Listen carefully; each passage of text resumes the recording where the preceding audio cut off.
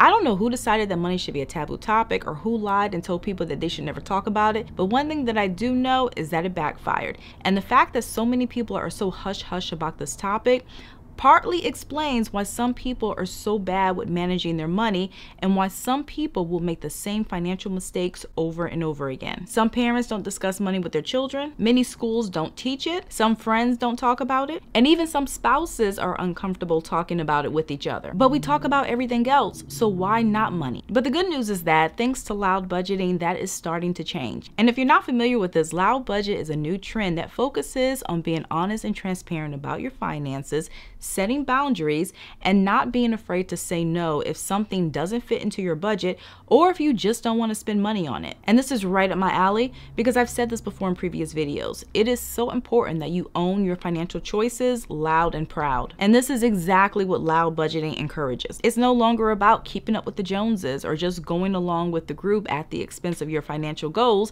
or turning down invitations and using excuses like I'm busy or I'm tired when the truth is you don't want to do it or you have other priorities. It's being upfront and letting people know that you're not going to do A, B, C, D because of X, Y, and Z. Now, obviously, no is a complete sentence, so you're under no obligation to explain why you're not doing something. And with that being said, you don't have to reveal the nitty-gritty details about your financial life. But I still feel that embracing loud budgeting is a fantastic concept because so many people fall into the trap of trying to portray a lifestyle with more resources than they actually have.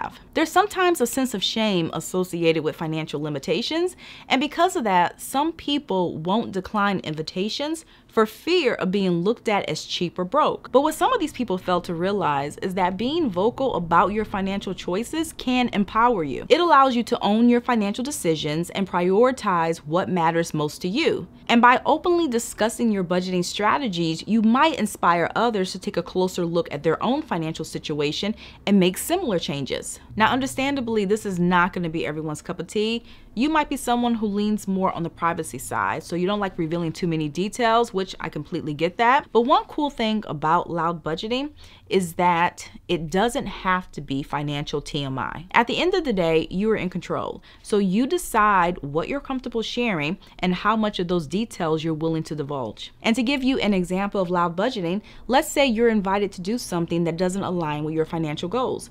You might say something like, "Thanks for inviting me to the concert, but I won't be attending because I'm prioritizing paying off debt," and then leave it at that. You don't have to reveal what type of debt you're paying, how much you owe, or who you owe, because that's no one's business. And again, this is nothing that you're obligated to do, but it can have long-term benefits. For starters, being more vocal can help you curb unnecessary spending. It can also help you stay accountable to your goals. And most importantly, it helps reinforce good financial habits. It might get others thinking about their financial choices, and they might be influenced to be more intentional with their spending. And one unexpected benefit is that it might even get certain people off your back. There are some people who do not take no for an answer when you say that you're too busy or tired to do something. But the moment you mention money, especially if they're uncomfortable talking about the topic, they might leave you alone. So if you do decide to give loud budgeting a try, here are a few tips to get you started. Just remember that you can be specific without giving too many details. You also want to speak confidently about your goals and plans. Likewise, stick to your guns and don't let people change your mind. Even if you have money for something, you don't have to spend money on it if you don't want to. And one thing that's also good to do is that instead of letting others do the inviting, from time to time, you take the initiative and suggest activities. So if you have a friend that's always inviting you to the movies, yet you're trying to save money, you might occasionally invite them over to stream something. Other examples of loud budgeting in action include, "I'm not going to attend the group trip because I don't have money for it," or "No, I'm not going to make this impulse purchase because I'm giving myself a 24-hour window to think about it." And the key here is not only to be honest, but also unapologetic.